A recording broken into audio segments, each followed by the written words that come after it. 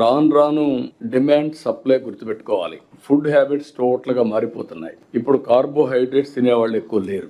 అందరూ కూడా ఫ్రూట్స్ కానీ వెజిటబుల్స్ కానీ లేకపోతే విటమిన్స్ ఇవన్నిటికి ఎక్కువ వెళ్ళే పరిస్థితికి వచ్చారు. దీన్ని బేస్ చేసుకొని మనం Rayalaseema is more suitable for horticulture, ఇక్కడ coastal Andhra Pradesh innovatable for aquaculture.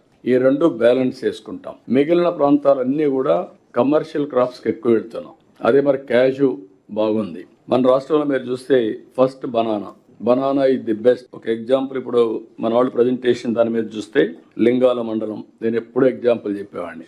ఆ మండలం రూరల్ ఏరియాలో highest per capital income, GSTP contribution is top. అది మిస్టర్ పవన్ కళ్యాణ్, అతను ఆర్ఎస్కే ఇన్ఛార్జ్, ఇది కూడా కొమ్మునూతల ఆర్ఎస్కే. అతను ఈ రోజు మీరు చూస్తే 2363 హెక్టార్లు 100% మైక్రో ఇరిగేషన్. మామూలు వెరైటీకి టేబుల్ వెరైటీకి 4 to 5 times రేట్ డిఫరెన్స్ వచ్చింది.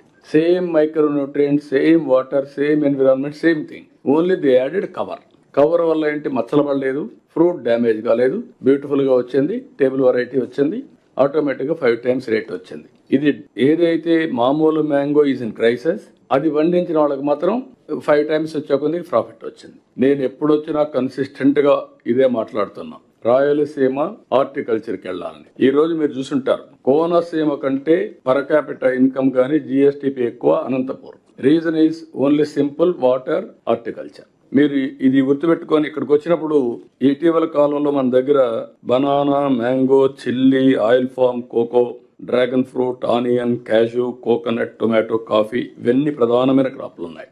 ఒకప్పుడు ఆంధ్రప్రదేశ్లో ఆయిల్ ఫామ్ ఉండేది కాదు. మలేషియాలో ఉంటే ఎన్టీఆర్ సీఎం అయిన తర్వాత మలేషియా నుంచి ఆ ఆయిల్ ఫామ్ తీసుకొచ్చాం. అది పెట్టితే ఈరోజు ఈస్ట్ గోదావరి, వెస్ట్ గోదావరి, కృష్ణా ఈ ఏరియా అంతా గేమ్ చేంజర్ అయింది. అది వచ్చిన తర్వాత నేను కన్సిస్టెంట్గా మాట్లాడు కోకో పెట్టమని, కాఫీలో పెప్పర్ పెట్టాం. ఈ రోజు మనం మాట్లాడాలి కానీ కాఫీ కంటే పెప్పర్లో ఎక్కువ ఆదాయం వస్తూ ఉంది. For farmer income pepper is more.